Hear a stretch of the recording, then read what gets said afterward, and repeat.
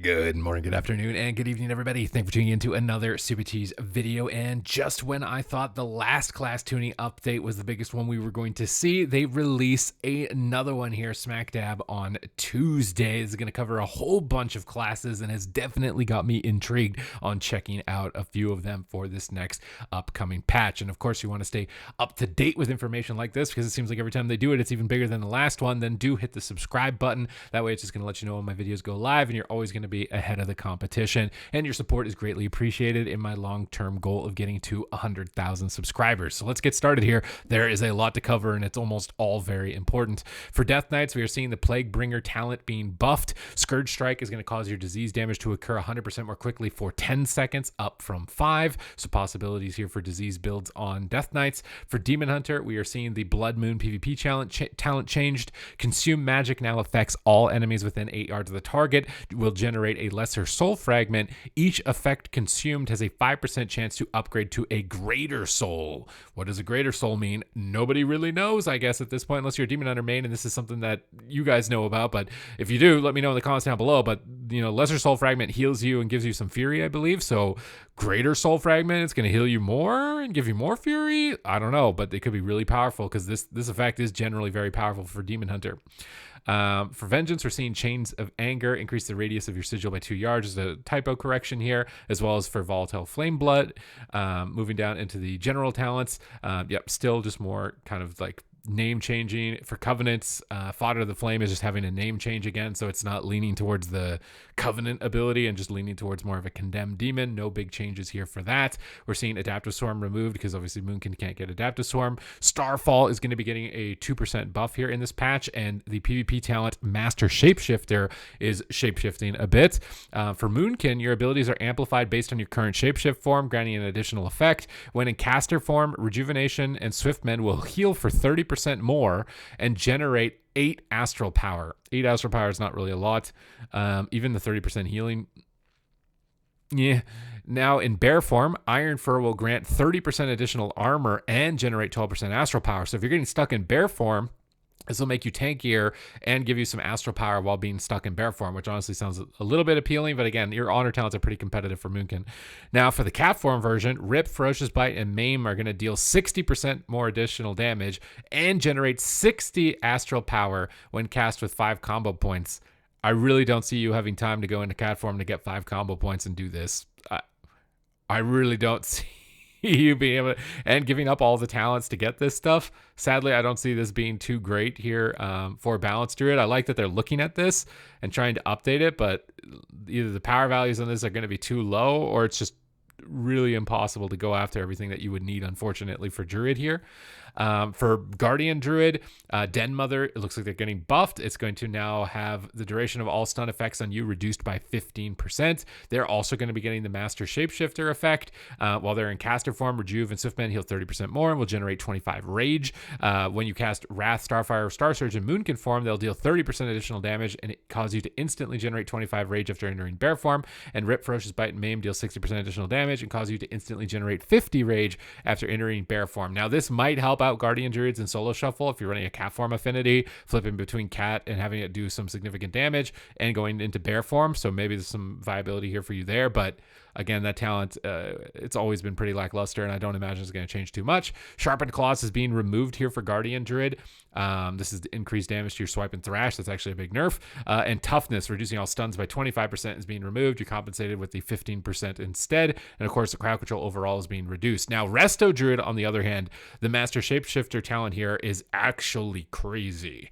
So for Master Shapeshifter, abilities are empowered based on your current shapeshift form. While in bear form, you will get 30% more armor from Iron Fur and generate 1,250 mana. So when you're in bear form and you're spamming out these Iron Furs, you're getting mana back to yourself. Could be really good. And for Moonkin form, Wrath, Starfire, and Star Surge deal 30% additional damage and generate 2,000 mana. This could be really good as well. For cat form, Rip, Ferocious Bite, and Maim are going to deal 60% additional damage and generate 5,000 mana when cast with combo points. Now, I do like this iteration of it for the healer version of it, encouraging you to get aggressive, to get back your resources to continue healing in the game and take a risk. I think that's a lot more interactivity to it than what we're seeing for the Master Shapeshifter for the other specs. So this version for Resto seems really good. For Reactive Resin, we're seeing it get buffed here. Enemies are going to have their movement speed reduced by 30% for 5 seconds when removing your Resto heal over time effects. Stacking, enemies are silenced and rooted for 3 seconds at 3 stacks. That's the new talent. This is getting buffed. Wild Growth looks like it's getting a minor nerf from 98% to 94%. For Evoker, we're seeing Arcane Vigor. Shattering Star is going to grant you Essence Burst as opposed to generating 1 essence. For Casualty now, it looks like this talent has changed. Disintegrate reduces the remaining cooldown of your Empower spells by a half a second each time it deals damage, and Pyre will reduce the remaining cooldown of your Empower spells by a 0.4 per second per enemy struck up to 2 seconds. New talent, Event Horizon. Eternity Surge cooldown is going to be reduced by 3 seconds, so potentially feeding into some strong cooldown reduction and getting you a lot of Eternity Surges here with a build like this. Eye of Eternity, new talent. Eye of Eternity, Eternity Surge will deal 15% increased damage to your primary target. This is a lot of significant burst damage buffs to you on your single target. Feed the Flames. After casting 12 pyres, your next pyre will explode into a firestorm, so a little bit of extra AoE. Font of Magic. Your Empower spells maximum level is increased by 1, and they reach maximum Empower level 20% faster. These things could hit really hard, potentially. With a Eternity Surge splits, right? I guess it's possible that we can see Fire Breath doing significant damage here, but the channeling 20% faster is also pretty nice. So more consistent damage as opposed to only within your tip the scales, it seems like, which is going to be really good. Imminent Destruction. Deep Breath is going to reduce the essence cost of Disintegrate and Pyre by 1 for 10 seconds after you land. So it's going to feed well into those talents that previously were outlined. Lay Waste. Deep Breath damage is going to be increased by 20%. Looks like it's getting, a little bit of a nerf on its rank 2, 10% nerf. Power Swell, casting an Empower spell increases your essence regeneration by 100% for 4 seconds. Raging Inferno, Firestorm's radius is increased by 25%, and Pyre deals 20% increased damage to enemies within your Firestorm, so they're nerfing that ahead of time. Potentially it's just going to be too strong in PvE, I can imagine, because I don't think anybody's running that in PvP. For Snapfire, Living Flame has a 15% chance to reset the cooldown of Firestorm and make your next one instant cast and deal 40% increased damage. So some possibilities here for Firestorm in PvE, but I would really unlikely doubt it that it's going to be very powerful in PvP. Moving forward on to Preservation Evoker. I'm not sure how to calculate this. Looks like you might be getting a healing buff here onto your Dream Breath. They are removing Dream Projection, which was you flew through the air and you dispelled everything and put a hot up, which is a pretty powerful healing effect. So this is getting removed. Curious to see what you get in the future. And now we're starting to get into the juicy stuff, like BM Hunters, man, you are already strong. I don't know why you need this, but you're getting it. The Beast Within. Bestial Wrath now provides immunity to fear and horror effects for you and your pets for 8 seconds. Nearby allied pets are also inspired, increasing their attack speed by 10%. So we're going back to the old school days of not being CC'd on Bestial Wrath. That could be really powerful here for you. It looks like we're seeing an overall aura buff for Survival Hunter on a lot of your abilities, 17% to 27%. So likely some significant damage buffs here if I'm calculating this correctly for Survival. Kill Command is also getting a slight buff on its spells here, as we can see. PvP talents, Sticky Tar Bomb is just going to explode onto nearby enemies. It looks like they've removed the 10-yard radius, so I don't know what that means as far as what the radius is going to be for it, unfortunately. They're buffing the PvP modifier of Mend Pet, so it's going to be healing your pets more, so you're getting even more buffs. And your Revive Pet is getting reduced down from 3 seconds to 2.5 seconds if your pet does die. So big buffs here for Hunter. Frozen Orb is going to be lasting 15 seconds for Frost Mage. For Brewmaster Monk, Fluidity of Motion, Blackout's Kick cooldown is going to be reduced by 1 second. Its damage is reduced by 10%. Tranquil Spirit, when you consume a healing sphere or cast Expel Harm, your current stagger amount is lowered by 5%. For Mistweaver Monk, Invoker's Delight, this doesn't look new to me. For PvP talents, Zen Spheres form a sphere of hope or despair above the target. Ooh, this is literally Zenyatta from Overwatch. Only one of each sphere can be active on the target at a time. So if Sphere of Hope increases your healing to the target by 15%, and Sphere of Despair, targets deal 10% less damage to you and take 10% increased damage from all sources. You're going to be able to put it doesn't say how long it lasts. You can put 10% increased damage to a target. That's insane as a monk. Whether you're Mistweaver, I mean, I think it's Mistweaver only, but a PvP talent might be Windwalker as well. I mean, Mistweaver is already looking good. You're going to get 10% damage buff. That's insane. That's going to be so good for Mistweaver there, and possibly for other specs as well.